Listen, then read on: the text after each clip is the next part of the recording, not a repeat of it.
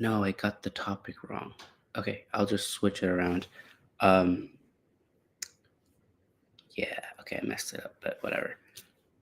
I'm actually gonna do two back-to-back quick videos today because I find myself falling behind. I want to catch up. I don't want to stay on top of my numbers. Um, the topic says Muslims and Bitcoin. Okay, so we're gonna experiment first with just reading. Yeah, no, that's not gonna work. I'm gonna cancel that. Uploads. All right. Um, so Muslims and Bitcoin. I'm gonna be in Dallas. I'm gonna be in Dallas for BitBlock Boom um, in April, first week of April, 2nd to 6th. There's that's like a Bitcoin Maxi conference. Lots of people there who believe in Bitcoin being the ultimate collateral and the best you know the best form of sound money, a hedge against inflation, and a monetary base for the future. And I think we're still honestly like at least 10 years away from it really being realized into how we imagine it or see it, like, right?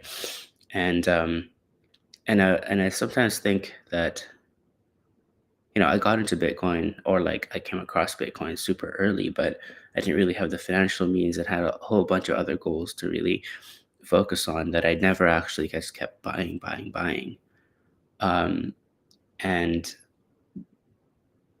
there are others that were wealthier already by that time and had the same discovery and belief, and they had the privilege of just buying, buying, buying.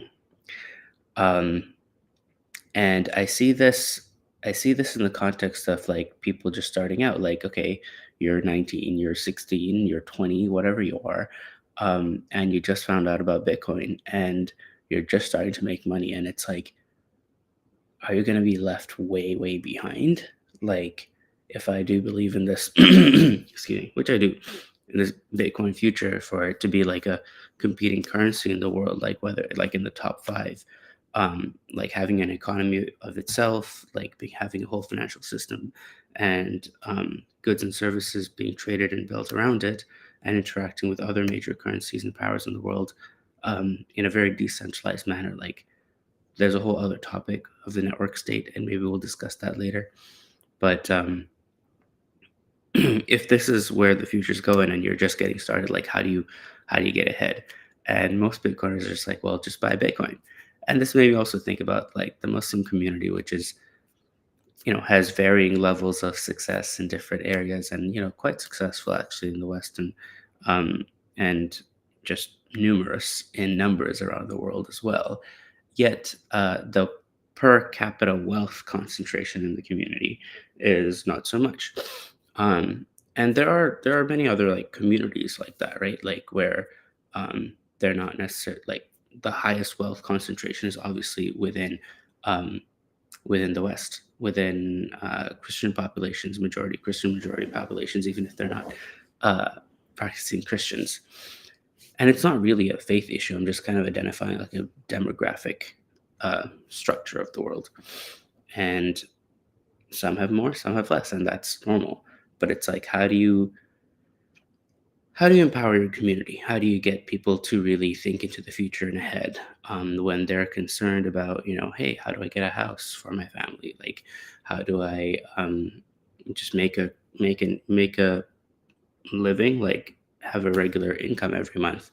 And it's like it's a privilege. It's a point of privilege to say, "Oh, just buy Bitcoin." Right now, it's important, I'd say, for people to understand it. I think there's still a lot of debates in the community among scholars who don't necessarily have a financial background, or even if they do, like they bring up points are that express their concern, like the fact that it's I could debate them all because I obviously fully believe in this, but it's not easy to know who you're trading with over the internet, for example, or it's very volatile and highly risky, and therefore it's not something that they can endorse for their communities. And I guess in time when it becomes less volatile and it's very apparent that the transactions can be traced and identity shared when you're doing a transaction with someone, whether it's peer to peer or not.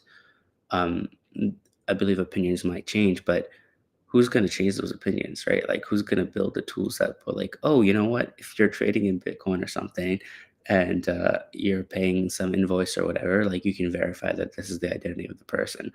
Um, I'm going off on a tangent, but like, for example, if you're paying with Visa, you don't necessarily know who that person is, right? Over the internet anyway.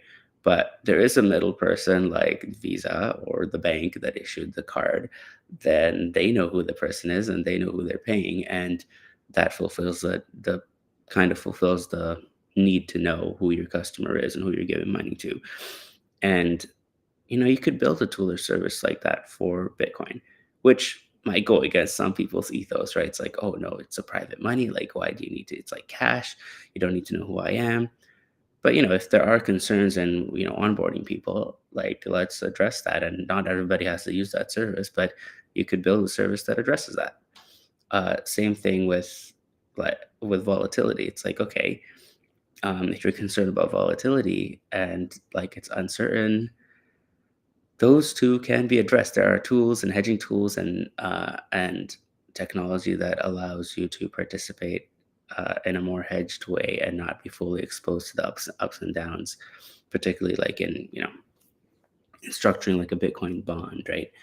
And so these are the areas or topics that interest me that I'd like to bring up, that I'd like to talk about at the event um, after BitBlock Boom. And I hope to see some more, people from my community there, and onboard a lot more people who are just like on the edge, and invite all of really, I invite everybody to join.